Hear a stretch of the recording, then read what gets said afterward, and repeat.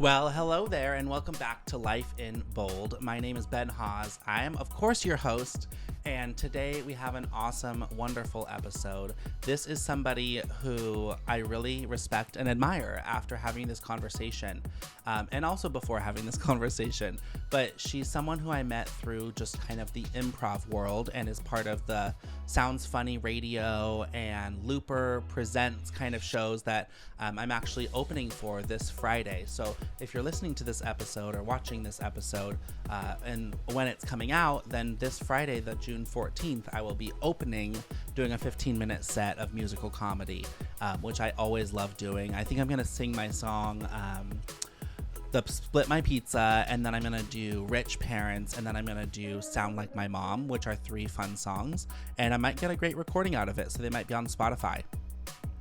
But Florence is a wonderfully funny comedian, but also an extremely deep musician and actor and person, and I found this conversation to be so, kind of profound. Like, Florence is somebody who has done so much work on figuring out like how to respond to who she is, if that makes sense, and we just got really into like therapy and like our response, and we had a really cool conversation about anger and how to express anger, and it was just very different from a lot of my other episodes, and I really appreciated what Florence was bringing to the table. So I hope you enjoy this episode. I really enjoyed recording it, and I'm gonna enjoy listening to it over and over and over again, because it was such a fun episode to record. So without further ado, please welcome to the Life in Bold stage, Florence.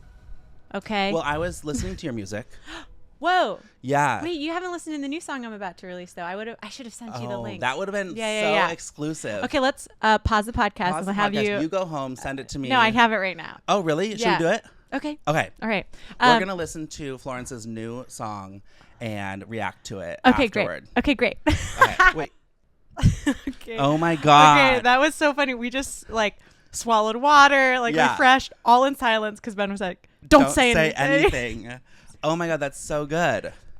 So I love it so much. I really got lost in it. That's all it is. It's just a space you can go. Okay, so it's called Drown. Yeah. And what was your inspiration?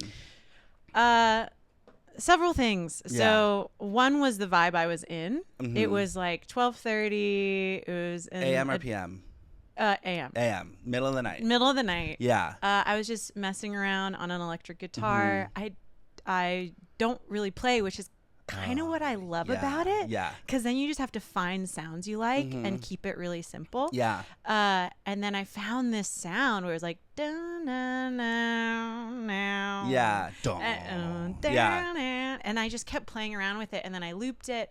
And I was like, I just found a really simple vibe to it. Yeah. And the thing I kept imagining, because I was very much high on weed, was you have to be. You have for to. this song. It's you have to be high on weed for this song. Yes. But that is the vibe. Is I just kept. You can see for me, I'm a very visual creator. So when I create a song, I usually see it. Okay. So for this one, I have several images that would come to mind. Yeah. So the first was an opioid den, just a black room with smoke rising was the vibe. Yeah. And you see it. You totally see it. Yeah. Oh my God. You know what it reminded me of? My dad was just in town.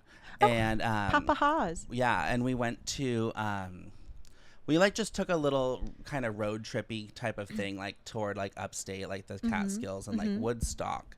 And lovely. We stopped near there. There was the world's largest kaleidoscope. Have you ever heard of that? I have. I didn't bring my kaleidoscope. Usually I have one on on a keychain. Yeah. Well, there was world's largest kaleidoscope, and it was just you lay on the floor and look up into kaleidoscopeness. I love that. And it was beautiful. Does it move? So I think it's more of a so that they have it's kind of like a tower, and the tower is hollow. It's kind of like a tower. It's kind of like so it's just kind of like a tower. Kind of like a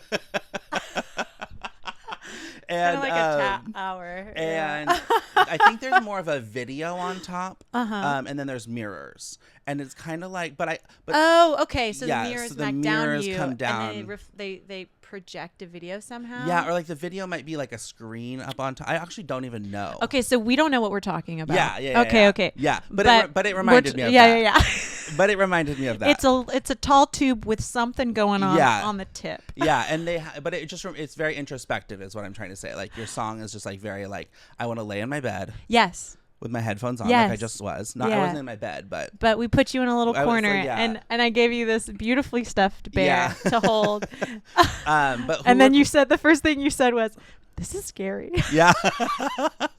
It was a little spooky. Yeah. I love a spooky vibe. You know what show came to mind later on when I was making it was like a drone shot and the opening of True Detective, in the marshes, an old car driving through. I was thinking it's very cinematic too. Yeah. Okay. Yeah. Cool. So what was your recording process? Like, I'm very interested in that because I do musical the breakdown, comedy, and I'm currently like in the process of figuring out like the best way to record my music because I've done recordings of like live shows, which I really like because it has like the laughter and the audience. Yeah, you have energy there, and it's a connection. Like I love a live show for that. But you have to do it basically perfectly in the live show. Kind of. No, you don't. Yeah, no, you don't. But I do. Yeah, I know what you mean.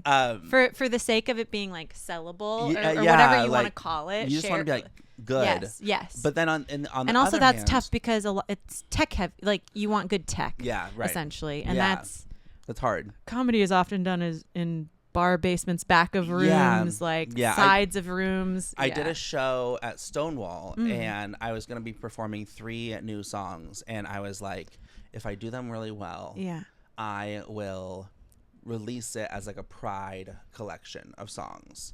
And I did well on the songs, but there were people talking, like there were people talking on the track, and like at one point during one of my songs, someone was like fighting with the bartender. No. And I was like, I guess I should have said like, this is a live recording, like shut up, but also laugh. I was about to say, I think you can have fun with it even in the video. Yeah. And like some of the text and being like, I know. And the guy that fights with the bartender, right? About here. Yeah. Well, how long have you been doing music? Did you always do music? Like, were you singing growing up? Like, I think with everything in my life, everything's been on and off, depending on health and like all of these other factors. But yeah, singing growing up as a kid in the house, because I was a shy kid, but at home, I think I broke the couch. I like sang and jumped around so much, and then my whole family was like, you get really loud.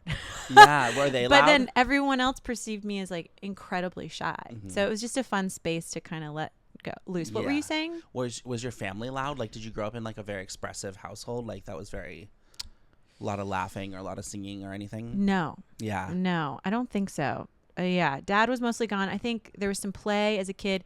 Then the family life got a little bit tumultuous. Got a lot of bit tumultuous. As it does. So it was loud in that sense. Yeah. So I think with anything, with like comedy, it's the pendulum swinging the other way. So I found a lot of relief in becoming a character or taking attention. And it's so powerful. It's such a beautiful thing in that way, in that it like halts the room. So because you're like, no, I'd rather you focus on me and the silliness that is happening over here, or the nonsensicalness. It sounds so structured. The nonsensicalness. That's such a funny word to say so seriously. I know, it's great. It's great.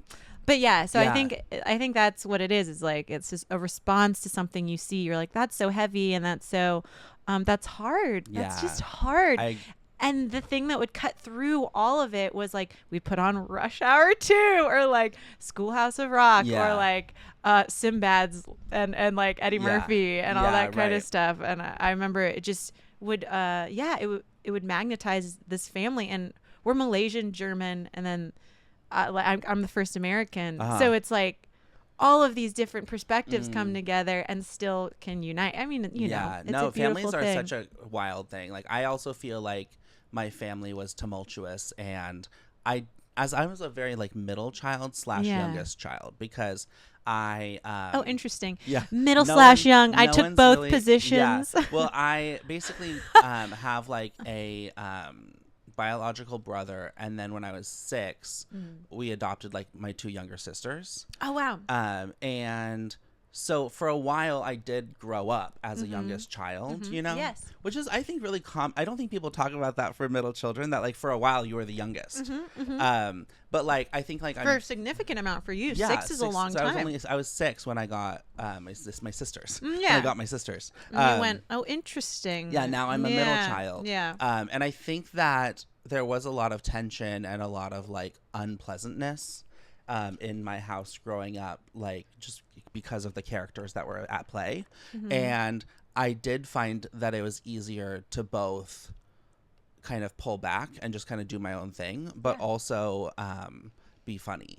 And also just like ease tension, you know, just like say a joke or say something Kids that brings are genius. people together. Yeah. Kids, they're just feeling out of space in a room. They're just filling, they're taking up, they're occupying the space that's there for them. Yeah. You know, Yeah. if they feel like they need to be small, then they need to be small.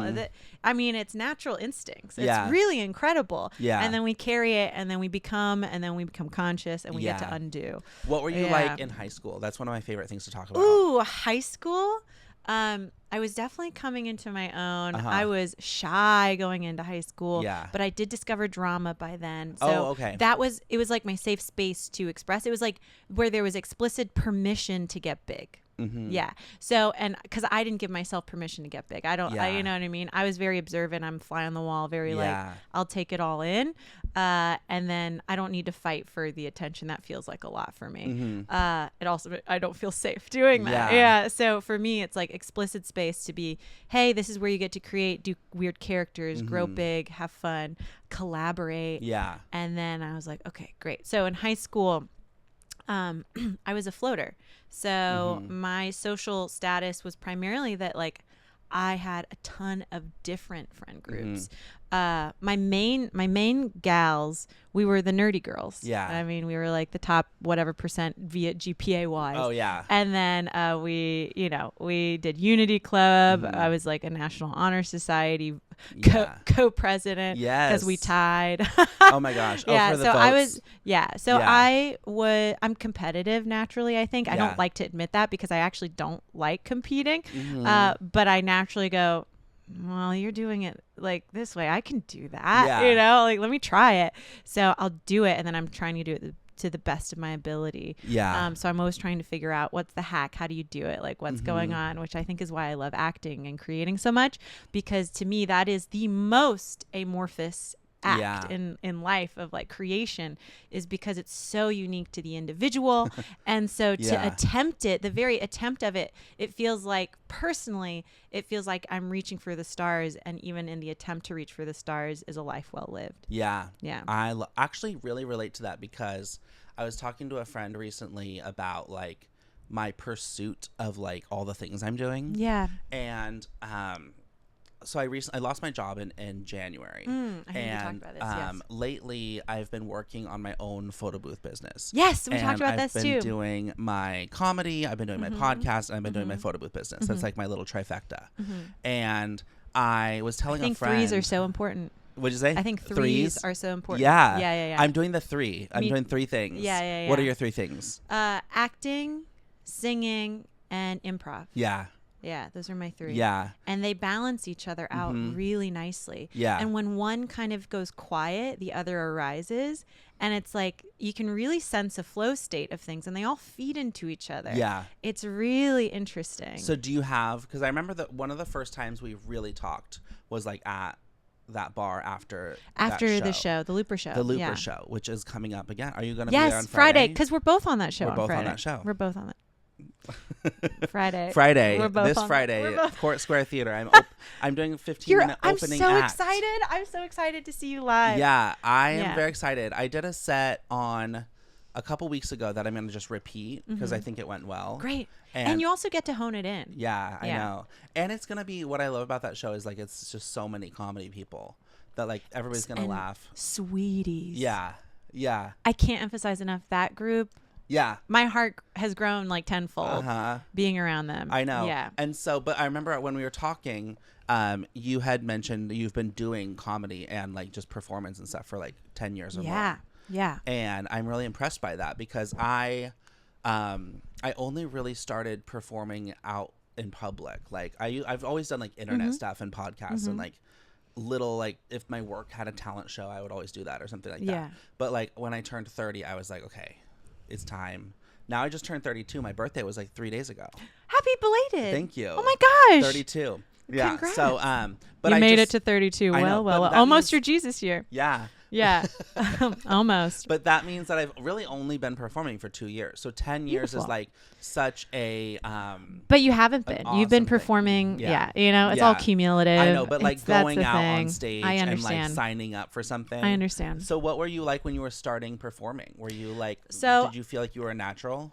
No. Yeah. I came for acting, and one of my besties growing up where we did like web series together and all this fun stuff beforehand, before I got here, was like, oh, there's this improv comedy theater, go try it. I got into an intensive class. I used all the rest of my savings to do 2 intensives in a row so I could do 101, 201. And I think the beauty of going in like that was that I was actually really good because I had no preconception of how to, you know what I mean? Yeah. Like I saw the shows and they intrigued me. And then I was like, I have to figure this out. My brain was like, no. That is written. There's just no way they can read each other's minds like that. Yeah. I was just like befuddled. It felt like I watched real life magic because it is. Yeah. It is. Yeah. Like we have these 5 senses. We're so heavy into science and like the physics of things, but then there's these portions where humans are communicating on a different complex level. We're using all of that and then some, and I love it. Yeah. So yeah, there is that. It's its own language. So I saw that and I had to figure it out, and I know it made me better at acting. And then I just kind of physically, I was dealing with PCOS, and it's just really hard on me physically and mentally. And so I just kind of hermited, but I focused in on improv, and I clung on tight, and I was like, I loved it, but it also felt like a form of a microcosm of life. So you would get up and like, I'd be in therapy and be like, I have trouble with expressing anger. I have anger.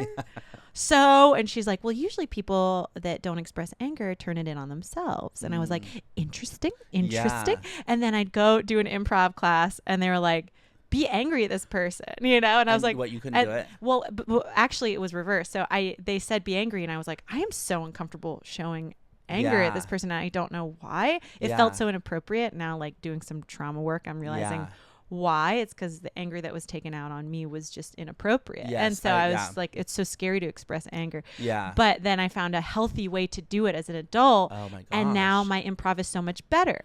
I bet it because is. of that coevolution. And I love that you can see the immediate, or you get almost rewarded by the universe, especially in improv, because you're like, oh, this is what progress looks like. It's personal. Yeah. And then you get to be a more whole person on stage, and people feel more comfortable around you. They sense it. Yeah. So, I mean, everything's holistic in that way. And I don't think we give things enough credit like that. Just like you were saying with the middle child thing, like you were a young child first. There's nuance in everything. In everything. And we love to label and create black and white and give clarity, because marketing and everything in our world is like, you're this and that label. And it's like, yes, and. Yeah. Great. Yes, and. Plug for improv. Great plug. General plug. Just for improv. No, I just love the philosophy of improv. Yeah. It's imbued my life with so much. I'm better as a human for it, alongside the many other things I do. What have you learned about expressing anger? I'm really curious, because I find that that's really hard for me, I think, for 2 reasons. I think my first reason is similar to you. Like, I don't think that growing up, the anger that was expressed toward me was appropriate. Right. But also, I have a very distinct memory of when I was like maybe 12 or 11. And I was in junior high, and it was the first time that like people were like calling me gay and stuff. And I remember I went, what's it called? Race car, like go-kart riding with my family, like my cousins and stuff. And the guy who was running the thing like got mad at me because I wasn't going fast enough or something. And he like came out and he was like, what are you doing? Like, go this way. And I got really upset. And I came out and my dad was videotape, like just for the memory, like videoing like the day. And I came back and I was like, so that guy was so mean. Like he was doing this and he said this. And I watched the video back and I thought I sounded really gay. Like, and I was like, oh, like for protection, like I need to not get angry. Yeah. You know what I mean? Yeah. You felt like your authentic self was coming out. Yeah. And it wasn't a safe space. I know. Yeah. Yeah. And I just feel it wasn't necessarily anything from like, it wasn't that I thought my dad would be. Right. It was just like, I'm 11. Yeah. Like I can't be gay. Like, and the fact that you were, again, kids are genius. Yeah. You were so conscious of that complexity. Yeah. Already that you felt ashamed to, you're like, must keep it in. Yeah. Must hold it in. God, we're so smart. Like people don't give like it's kids like we're enough smart credit. and then we hide and then we have to come back out. Yeah. And we explain it to ourselves. So it's very basic. It's very like elementary. Yeah. And so powerful in forming our habits into adulthood. That you were asking how I deal with anger. Yeah, like what have you learned? Like what are that we have to express what are 3 it. quick tips on expressing anger? That you have to express it. That you have to let it out. That you have to feel it. There's no pushing a feeling away. But how does that happen? Safe spaces to let it out. So one of my coaches or teachers was like, there's like a video where she literally plays rock music. Yeah. And rages in her room and like hits the bed and pillows until you're exhausted. Yeah. Oh yeah. Like at the injustices of like a memory in your life or like being taken advantage of or whatever it is.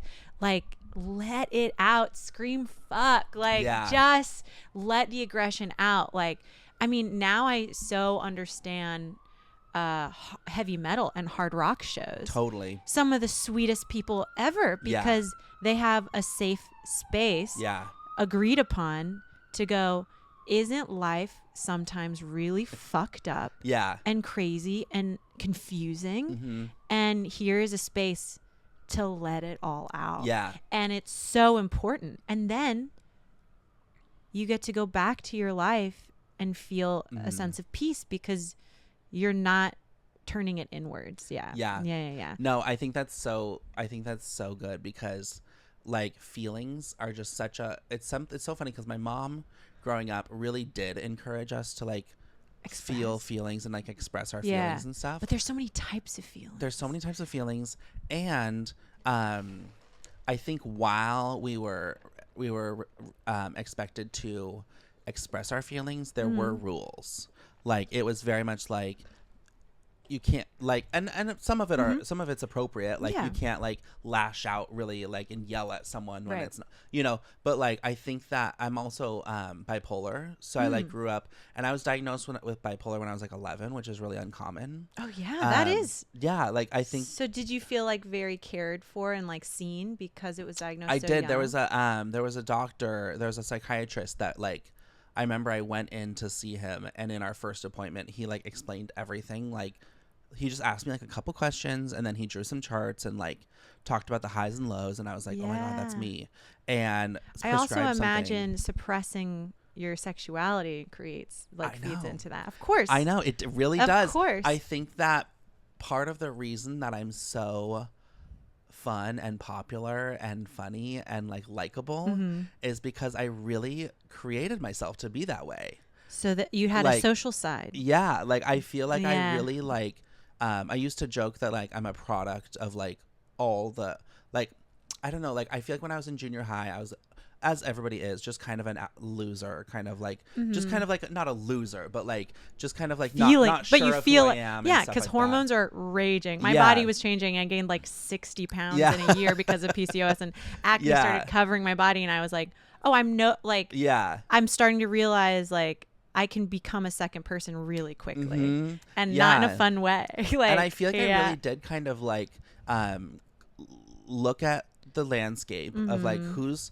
I guess, happiest or like who's kind of on top here. As you do. Yeah. And I just kind of became that a little bit. Like, interesting. I think like I was like, okay, so I need to be involved in something. I need to like have friends. Like, I don't know. I kind of came up with this, like we said, like we're smart. Yeah. Like, you're so observant. You're like, how to best not only survive, but like what is thriving in our ecosystem? Because I really would adopt those traits. Yeah. And so it's kind of funny because I just get along with people really well. Like But I do think that if I expressed my anger more, or if I stood up for myself more, I would probably get along with people a little less. Yes. But I find anger is a great clarifier. Yeah. And usually anger comes out at it. Like if you're having anger issues or it's coming out, then it's your boundaries have been crossed over and over and over, and you just weren't realizing it. Yeah, and it's not other people's fault. It's your own, which is the hardest part. Yeah. It means that you're not honoring your boundaries, and a boundary can look so small. Yeah. Like you don't wake up on the time at the time you want to every morning, or you like don't do your routine that you want, like the hot lemon water in the morning or whatever it is, and you're like, fuck, and you lose like self-trust. Yeah. And it's all of these like little things, and then anger bubbles up because you're going to be pushed past your limit. Well, there's a straw that breaks the camel's back. Yeah. And then whoever's around gets the brunt of it. So yeah, it's really about like the conscientiousness of okay, what of your boundaries are you not honoring? Yeah. And establishing for other people. But it's really hard for me. Like I am in a growth spurt right now, or and growth spurts are painful. Yeah. But I'm in class. I am in school. I'm taking myself to school, baby. I am like hyper aware. I was like, I have so much to learn still, because if I have a reaction to something, anxious, don't like, push away, even pushing it away, I go, what's sticking in me? Yeah. And why is it sticking in me? And instead of like shutting down and not being vulnerable, I'm like, okay, I'm going to allow this to be a little painful because I'm in an exploratory mood where I am trying to figure out the root of this and to see if I can uproot it and plant something healthier. Wow. It ain't easy. That's work. Yeah. That's work. It's work. Yeah. It's work. But the people in my life that inspire me the most seemingly have done the work. And there's a way. Yeah. And so in that regard, I'm like, full steam ahead. I'm curious because we're on Life in Bold. Yes. And we're talking about boldness. And like, I love to explore, like, what does it mean to me to live more boldly and to like be more authentic and like to like just like walk through the world in a way that's bold. And like to me, like I'm learning what bold means, and like I'm on this journey. So that's kind of like what this podcast is like interviewing people who I believe are, in some way or another living boldly. And sometimes people are like, I'm not like, I don't know if I'm like an expert at living, but it's not about being an expert. It's like, it's just like moving through. Well, then learning. I'm an expert. And that's then, yeah, exactly.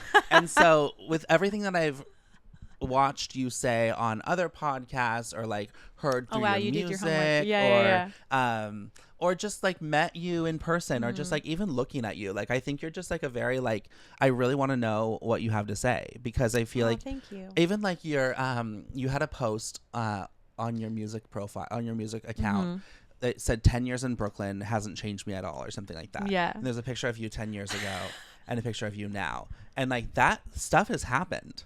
Yeah. Like you are kind of a different person. I'm a completely or like, different person. And it's not that it was that wild, but like you just look so confident and like funny and like, and just like so, I don't know. I don't want to say sure of yourself because you did, but who's ever sure of themselves, Right. But like maybe you are. So what does being bold mean to you? Like where are you in your journey of authenticity and boldness and things like that? Thank you for this very thoughtful question. Also that I'm still like bathing in everything you just said, that I feel very seen. I forgot that you did a lot of homework and I just feel, I feel very seen. So thank you for that. I love looking at people's Instagrams and like, you know, I do this with like regular influencers and stuff. Like I will just go down a deep dive and like watch their podcasts. Like I watched the one with you and Rocky, which was so good. Wild Nights. Yeah, Wild Nights with Rocky. And I watched a few Sounds Funny Radio. You're so funny on that. Thank you.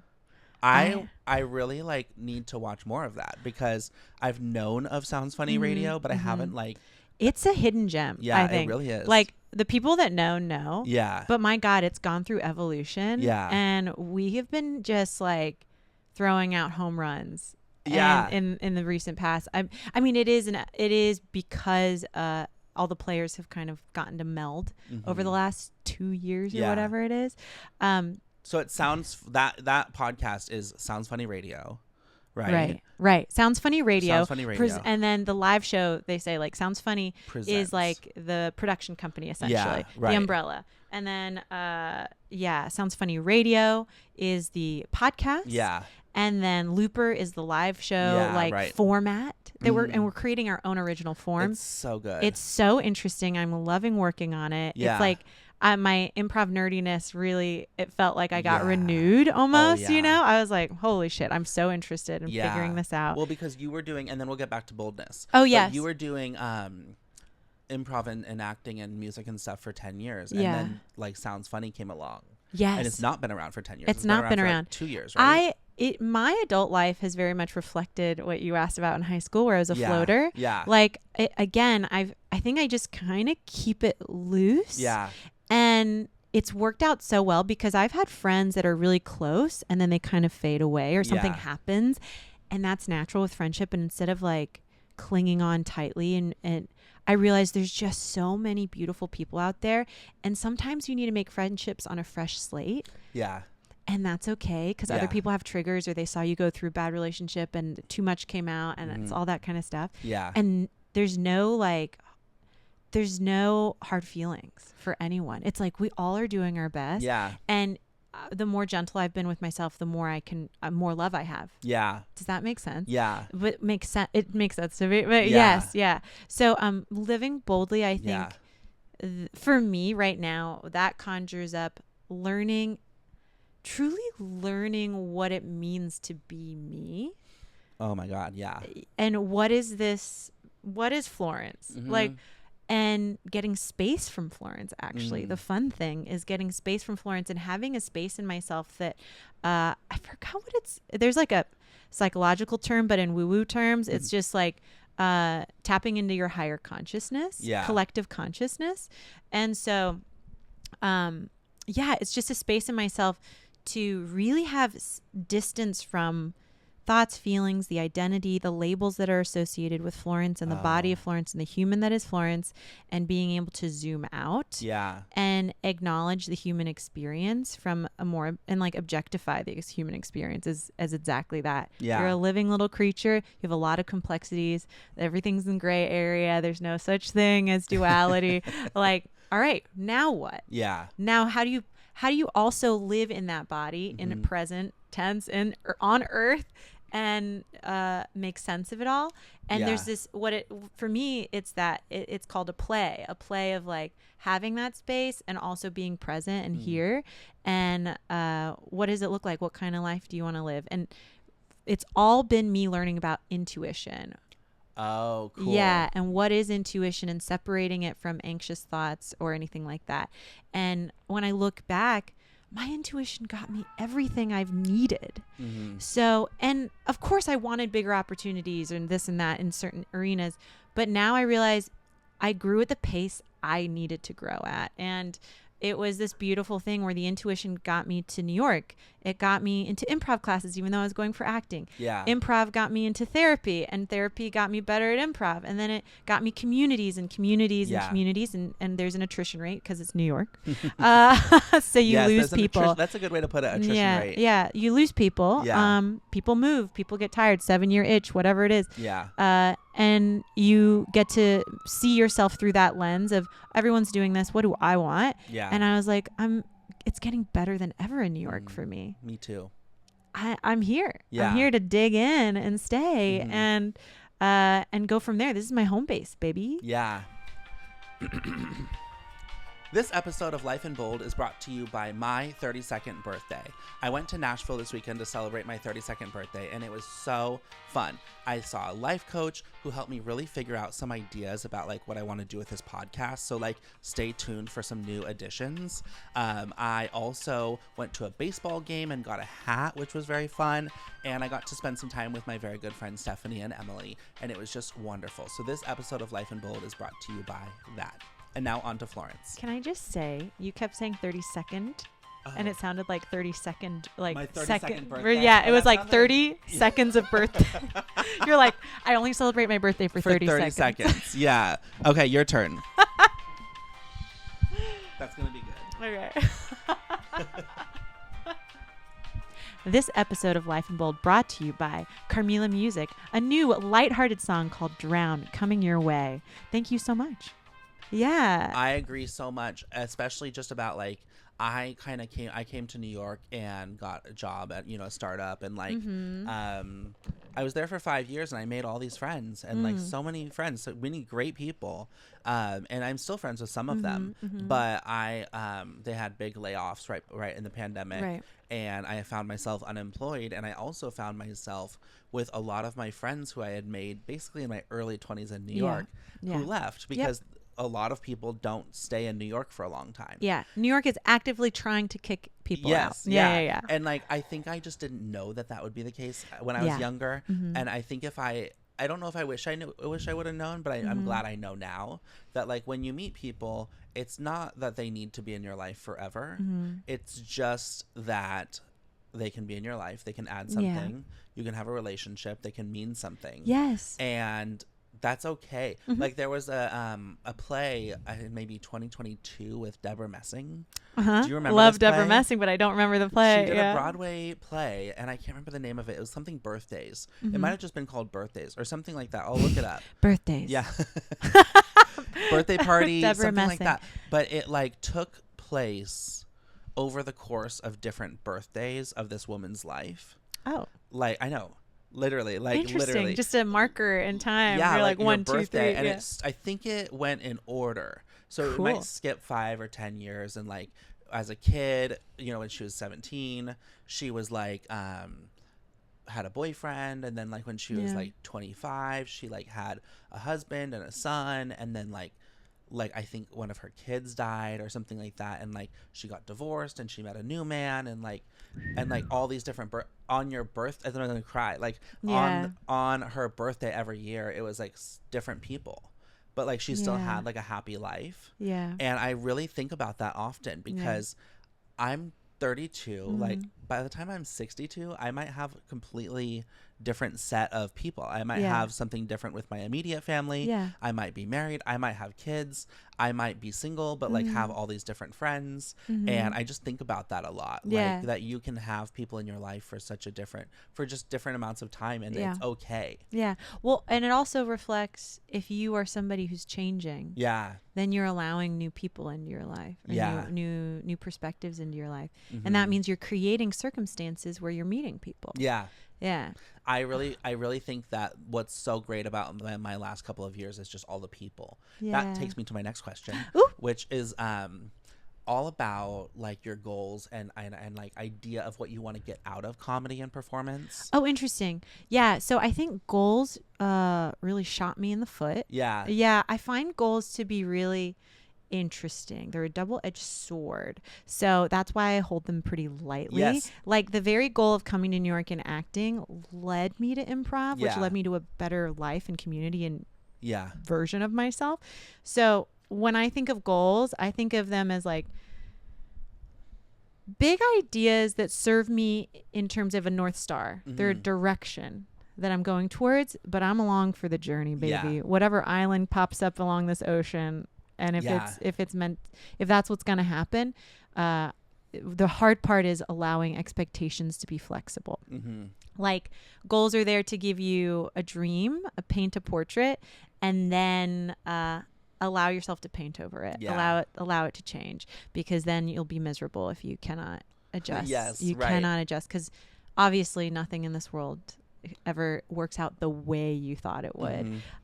What a stinking little lie they gave us. You know what I mean? Like, I know. Everybody set your goals. I know. In society, it's just like, God, it's such a heavy amount of language around like goals, accomplish, do this, day this, that, and you're like, why don't I operate this way? It's because it's not nature. Like it's not nature, which is why like the learning came in. Being gentle and going, I fell off this wagon, but it's not about perfection. And that's where you learn it's about progress on perfection. All of these like sayings come to mind. What was your question? I forgot. Your goals in comedy, and also, but outside of goals, just like what you're looking to get out of comedy and performance. So I'm going to answer this in a different way. it used to be that I had goals such as getting on this TV show, doing that, doing this, being a successful yada yada.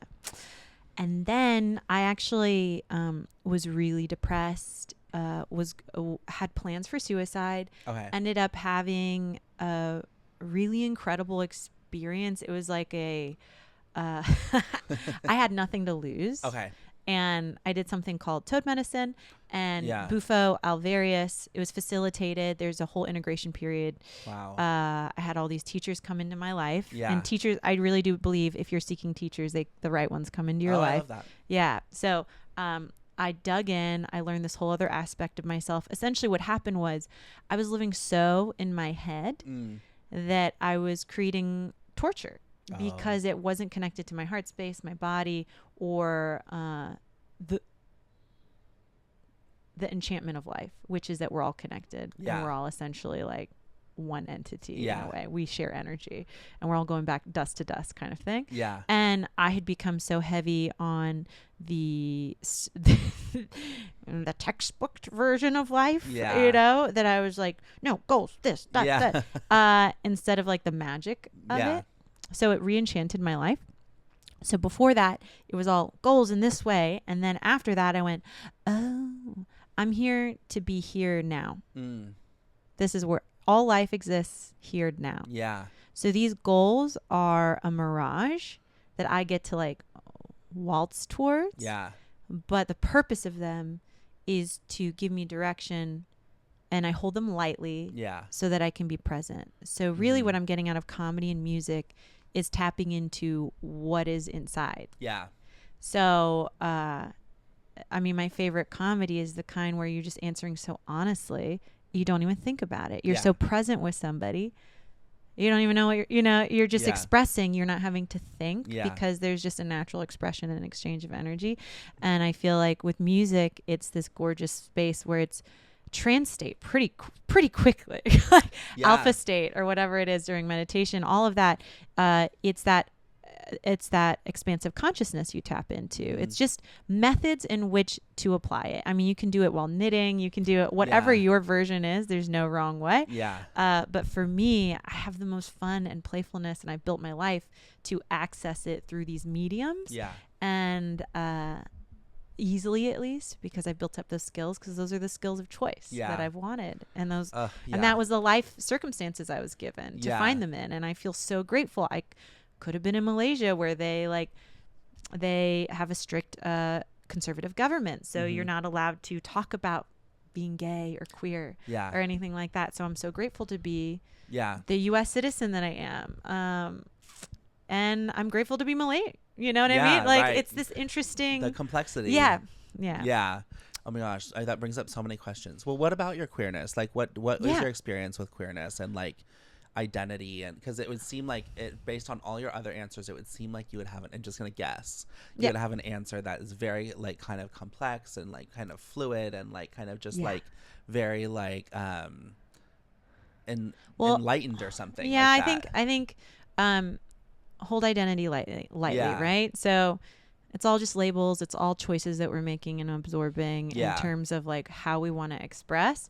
But at the end of the day, it's energy, it's humanity. I identify as queer because I don't believe in the labels. Like I think they're helpful for society, of course, for communicating certain things.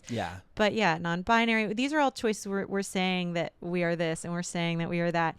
But really, you feel what you are. And I truly believe in people's autonomy to like express themselves as they are.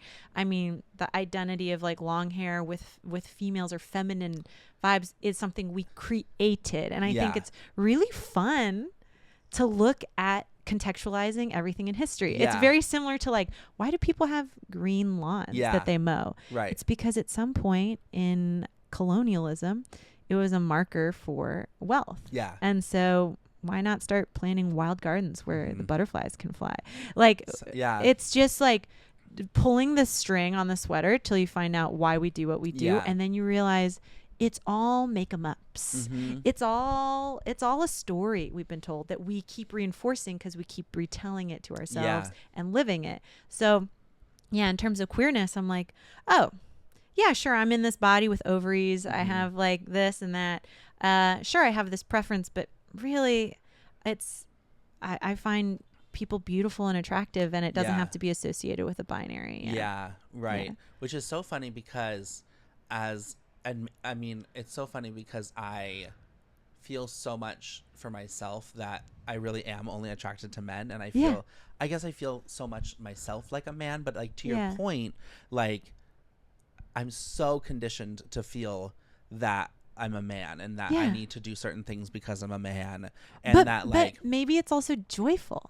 Yeah. To express yourself that way. Yeah, it might be. You know, I feel like I really find myself enjoying writing about masculinity. Yeah. And I find that so interesting. I mean, like, I love a dress. Yeah, right. I love a flouncy dress, you know? I love being womanly. Ben Platt, you know Ben Platt? Yeah. He has a new song. He had a new album come out. And I recently saw he's doing a residency at the Palace Theater, and I went with my dad, and we saw it, and he has this song called All American Queen, and the song is like, he's a Coca-Cola sipping, like, and he's like, he just kind of lists off all these like kind of like very masculine, not that Coca-Cola, it kind of, you know, whatever, like very masculine things, but also playing with very feminine things. And then the line of the song is like, he's an all-American queen or something like that. And like I just love, I know that if I had heard that in high school, I would have totally taken that on. Not necessarily publicly, but like he talks about like his bedroom being like having a lot of colors in it, and like and just kind of like pink walls, and he talks about like winning like prom king and like just being this like all-American queen, and I love that it like plays with masculinity that way. And I have a few songs where I kind of poke fun at masculinity and like but I've really learned over time that when my initial intention was to kind of like attack toxic masculinity and like make it look stupid, I've understood so much more about like the pressures that now you understand people live under because of their gender, you know? Right. Yeah. I think by researching it, you start to empathize. Yeah. You go, I totally understand why people live this way. And people, it makes their lives, people do things because they want love, understanding, community. Yeah. And so if somebody is leaning into that, it's because they feel like they are getting that from it somehow. Yeah. Even if under it, there's a whole slew of things that are not being addressed. Yeah. In the end, people are doing their best. Yeah. So yes, they're but best. it is stupid, and that's why it's so fun to make fun of, because everything has that undertone. The sweater. Yeah. Yeah. I'm gonna think about that. The keep pulling the unraveling string of the sweater. Yeah. What's at the like, other why? end? Yeah. Why do we do it that way? Yeah. It's very fun. But then you get to this other podcast I was on called Holding It Lightly. But then you just get to hold things a little lighter. Yeah. Because it was when, like, before, when I had like all that anxiety and I was suicidal, because I was clinging on to my identity. I needed Florence to mean something. Yes. Yeah. I needed to accomplish. And I was like, what does it even mean? Like, what are they going to have statues of me after I'm gone? Like Napoleon did that. We don't love that, you know? So it's like, what does it even mean?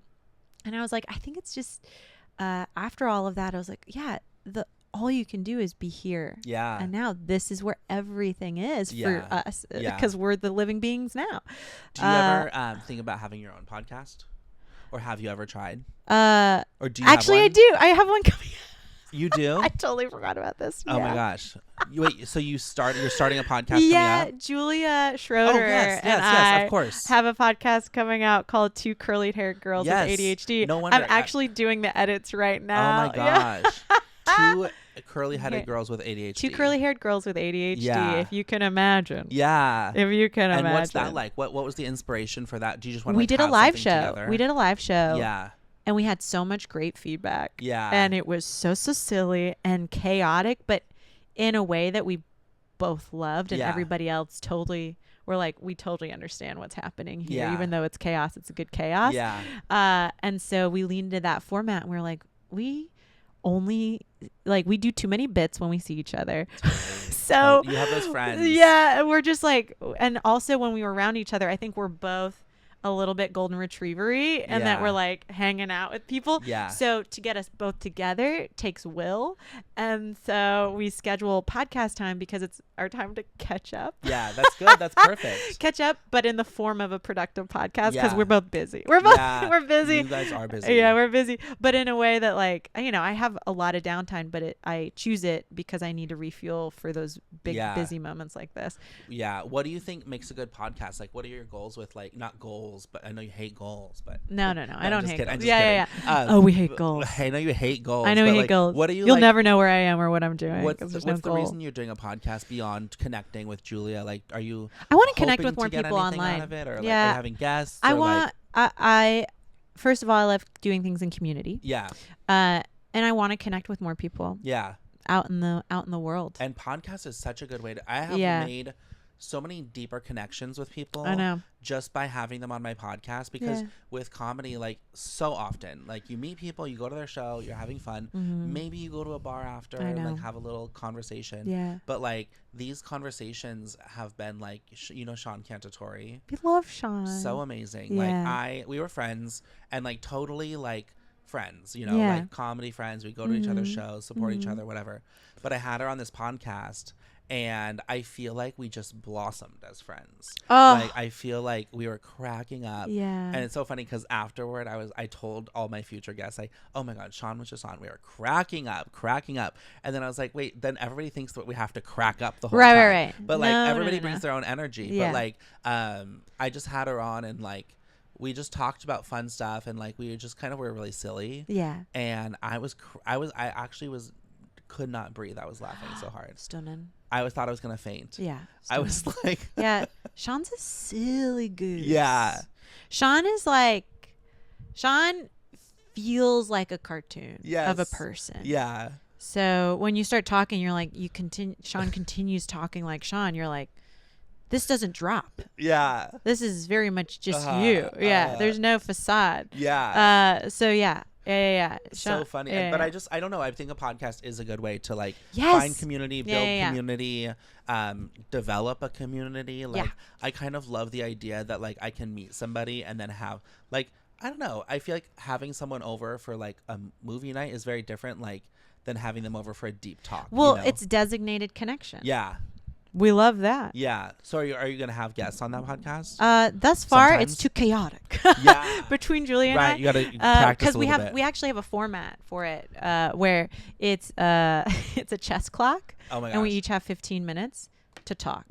So if one of us is talking, we have to like push the clock. Yeah. And we have a certain amount of topics to get through that we bring in and questions to answer. That's brilliant. And it keeps us, because we have ADHD, it keeps us like focused to a certain extent. Yeah. We obviously can veer, so it's like good. It's good boundaries. That's so funny. And then the reward is improv.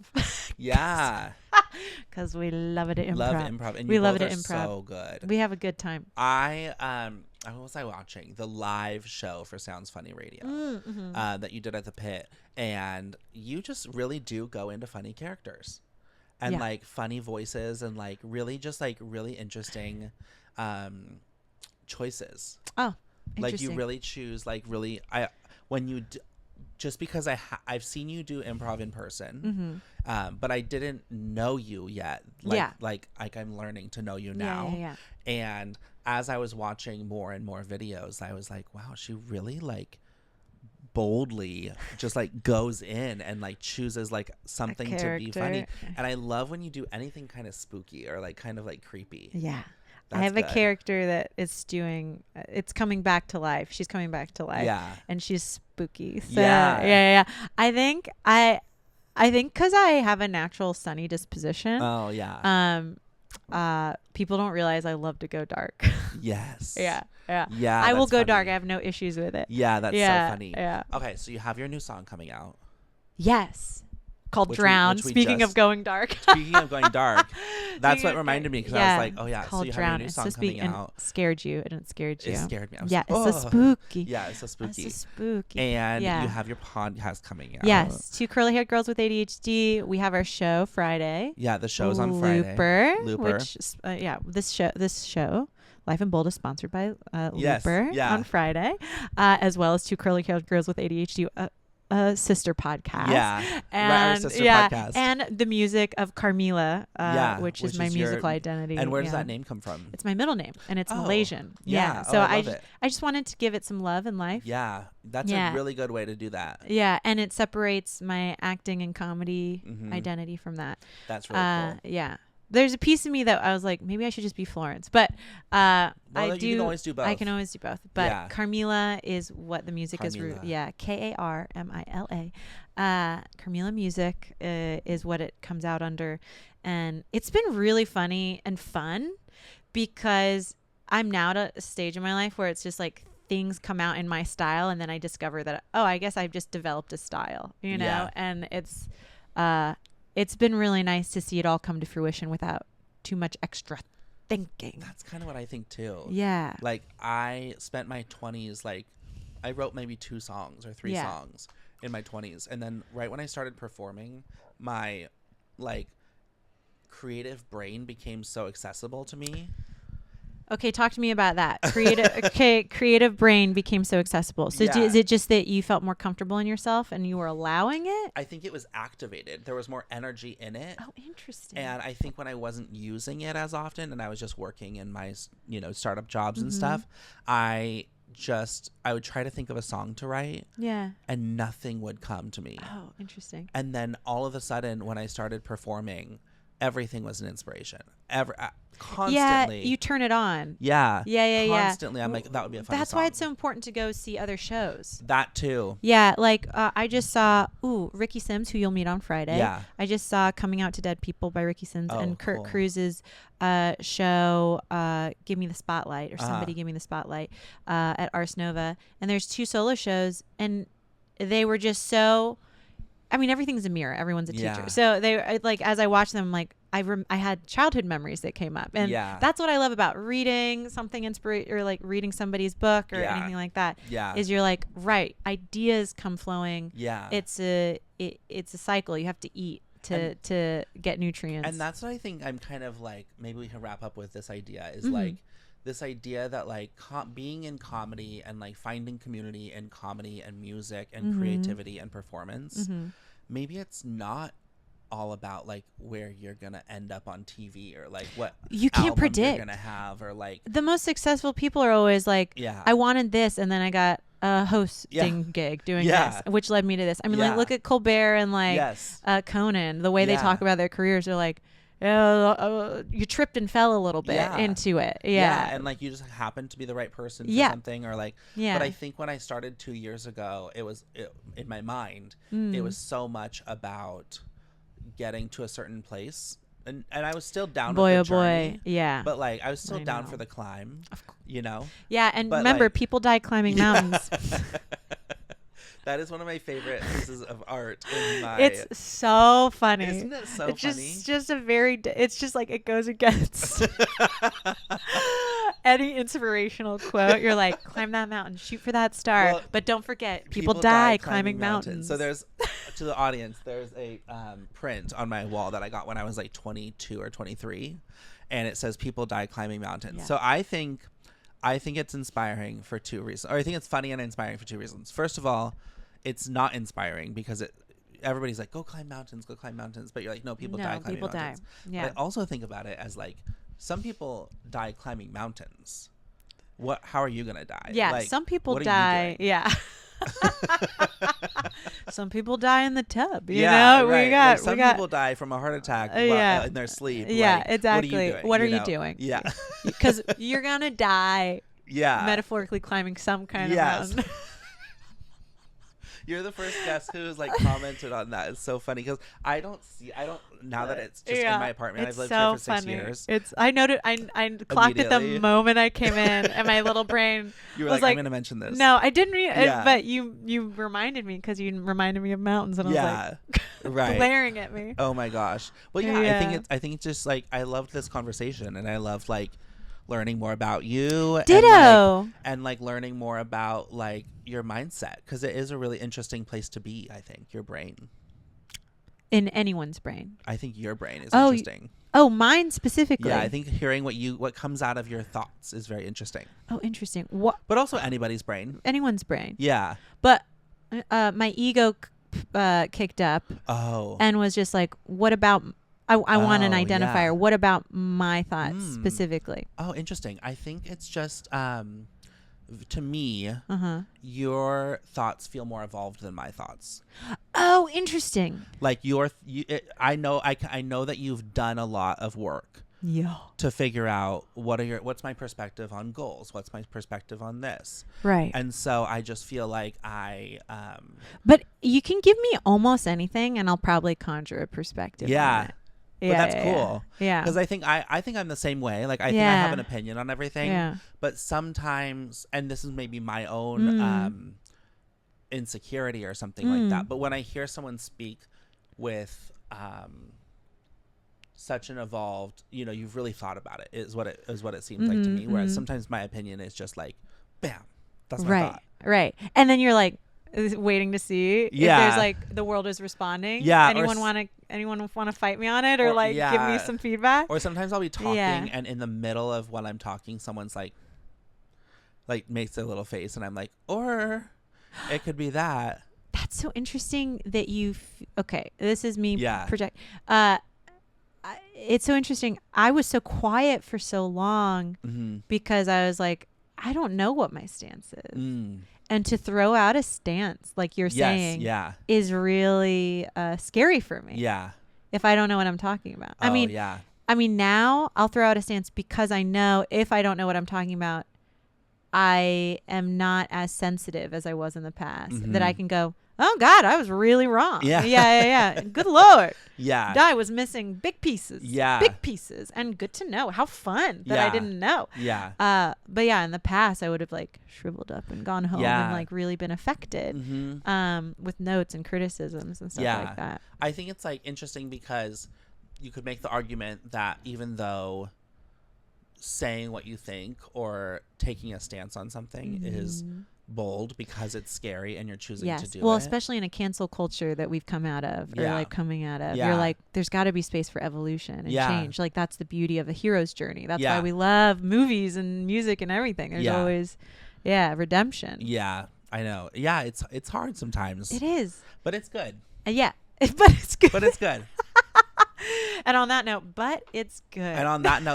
Anyway, where can people follow you? How can they support you? We talked about your music. We talked about the show. We talked about your podcast. Right. What if someone was like, she's interesting? Oh, yeah. Go to Florence KF on Instagram. Yeah. I have a link tree there as well as Carmilla Music on Instagram. You'll see it's under my Florence KF name. Yeah. But that's my first name, so it's probably easier to find. Yeah. It's in the title of this podcast. Yeah, it's in the title of this podcast. Yeah. Stunning. Yeah, amazing. And my name is Ben Hawes. I have been your host today. You can follow me at Laugh with Ben on all social media.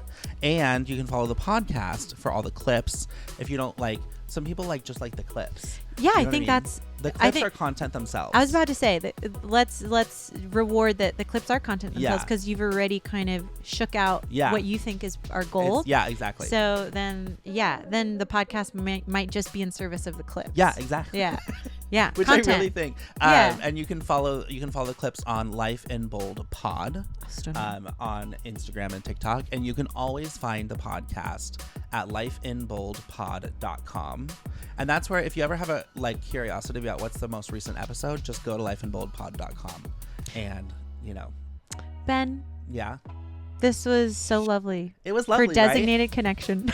Yes, our designated connection time. I'm so happy you came on the podcast. Thank you so much. So happy to have gotten to know you better. Same. And I hope everybody goes and follows Florence because this has been lovely. Thank you so much. Thank you so much. Bye. Bye.